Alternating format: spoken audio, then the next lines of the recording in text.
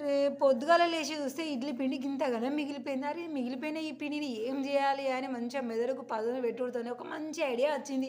ఇగ అచ్చుడే ఆలస్యం ఖతం ఇగ ఇడ్లీ పిండితోని కప్ కేక్ రెడీ చేసిన. అవునుల్లా ఇగ చూస్తున్నారు కదా! కప్ కేకులు ఎంత ముద్దగా కనిపిస్తున్నాయో. ఇవి మిగిలిపోయిన ఇడ్లీ పిండితోని తయారు చేసినయే. ఇగ చూడుల్లి ఇగ డెకరేషన్ చేసిన తర్వాత ఊకోల్లి అసలు ఇవి నువ్వు చేసినవి కానే కాదు. కొనుకొచ్చి ఇక్కడ చూపిస్తున్నావు కదా! అని మీకు కూడా డౌట్ వచ్చే ఉంటది. అసలు రెడీ చేస్తుంటే నాకు కూడా రాలేదు. రెడీ చేసుడు అంతా అయిపోయినాక ఒక్కసారి ముందుగాల నుంచెల్లి చూస్తే ఇదంతా నేనే చేసినా. ఇప్పుడు నాకే మస్తు ఆశ్చర్యమైంది. ఇక టేస్ట్ అయితే మాత్రం కెవ్వు కేకుల్లా. ఇక అసలు ముచ్చట చెప్పాలంటే గిది ఇడ్లీ మిగిలిపోయిన ఇడ్లీ కాదు. ప్రత్యేకంగా నేను కప్పు కేకులు చేయాలి దీంతోననే జర్రంతా ఎక్కువ నానబెట్టిన. ఇక తర్వాత ఇడ్లీ చేసిన తర్వాత మిగిలింది కదా! ఇక దీంట్లో మనం చక్కెర కోసం బెల్లం వాడదాము. ఎందుకంటే పిల్లలు ఇష్టంగా తింటారు కదా! మరి వాళ్ళ ఆరోగ్యం మంచిగా ఉండాలి కదా అని ఇప్పుడు ఈ మధ్యలోనైతే నేను చక్కెర వాడే ప్రతి దగ్గర కొంచెం కొంచెం బెల్లంనే ఎక్కువ ఉపయోగిస్తున్నా. అది ఆరోగ్యానికి జరంత మంచిదే చక్కెరతోని పోల్చుకుంటానైతే. ఇక గదైతే కొంచెం కొలత కిందనైతే తీసుకున్నా. ఎందుకంటే కేకు కదా! మీకు కూడా అర్థం కావాలి. ఈ ఒక కప్పు బెల్లం అయితే తీసుకున్నా. ఇంతంత నీళ్ళు పోసుకున్న మంచిగా బెల్లాన్ని మొత్తం కరగనిచ్చిన అంతే. తర్వాత మొత్తం టోటల్గా స్టవ్ బందు. దాని తర్వాత గదే కప్పుతోని ఇడ్లీ పిండి తీసుకున్నా. ఇగో చూస్తున్నారు కదా!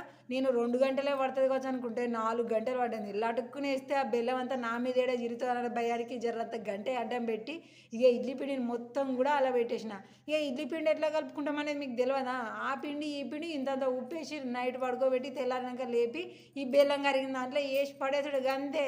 ఇక చూసిల్లు కదా జోరుకే అయింది. కానీ ఇట్లా మనకి జోరుగా అయితే కప్పు కేక్ కాదు. అప్పటికే నాకు డౌట్ వచ్చింది. ఎందుకంటే జర పిండి కొంచెం జోరుగా అయింది అని. ఇక అందుకనే మంచిగా జల్లెడ పట్టుకున్న ఉప్మా రవ్వ పిండి కాగా ఇడ్లీ రవ్వ ఉంది కదా! అది కొంచెం కొంచెం వేసుకుంటూ మళ్ళీ కలుపుతూ ఉన్నా. ఇక ఎట్లా కలపాలి అని అంటే మన కేక్ బ్యాటర్ ఎలా అయితే ఉండాలో సేమ్ అలానే కొంచెం గట్టిగా కూడా ఏం పర్వాలేదు. ఇక చూడండి దానికి దీనికి కొంచెం డిఫరెంట్ ఉన్నాయి కదా మనం పిండితో చేసేదానికి. ఇక ఇట్లా ఉండాలన్నమాట. ఇక చూడండి ఇక ఇట్లా అయిన తర్వాత ఇక కేకులు అన్నాక బేకింగ్ సోడా బేకింగ్ పౌడర్ లేకుండా మనకు పర్ఫెక్ట్ కేకు రానే రాదు. ఇది 100% షూర్. అందుకనే అది సగము ఇది ఒక స్పూను అంటే పౌడర్ కొంచెము ఇక బేకింగ్ సోడా కొంచెం వేసిన దాన్ని కూడా మంచిగా కలిపేసిన. ఇక కలుపుట్లో మనకు తేడా అనేది రావద్దు. ఎక్కువసేపు కలిపినా కూడా నయమే, తక్కువసేపు మాత్రం కలపద్దు. ఎక్కడిదక్కడ పడేస్తుంది.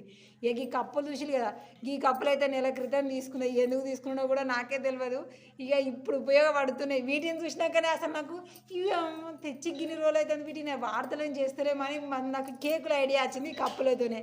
ఇక ముందుగా అయితే ఒక 8 కప్పులు అయితే తీసుకున్నా. మరి సరిపోదోనని ఇక చిన్న స్పూన్ వేసి మర్చిపోయి నేను కప్పు నిండి వేసిన. కానీ కప్పు నిండి వేసుకోవద్దులా, ఎందుకంటే మనం సోడా వేసుకున్నాం కాబట్టి పైన ఉబ్బుతుంది కదా. ఇక మళ్ళీ ఏం చేసిన తీసేసి మిగిలిన గిలాసులు అన్నిట్లో కూడా సగం సగం నింపేసిన. ఇక ఈ మూత ఏదో ఉన్నది ఆ మూత మీద పెట్టిన. తీసుకుపోయి మన ఎలక్ట్రిక్ కుక్కర్ ఉంది కదా దాని మీద పెట్టి 10 నిమిషాలు గట్ల పోయి గిట్లా వచ్చేసరికి చూడండి ఎంత సూపర్గా అయిపోయిందో చూడండి. పుల్లకు గింత కూడా పిండి లేదు గిన్నె లేదు.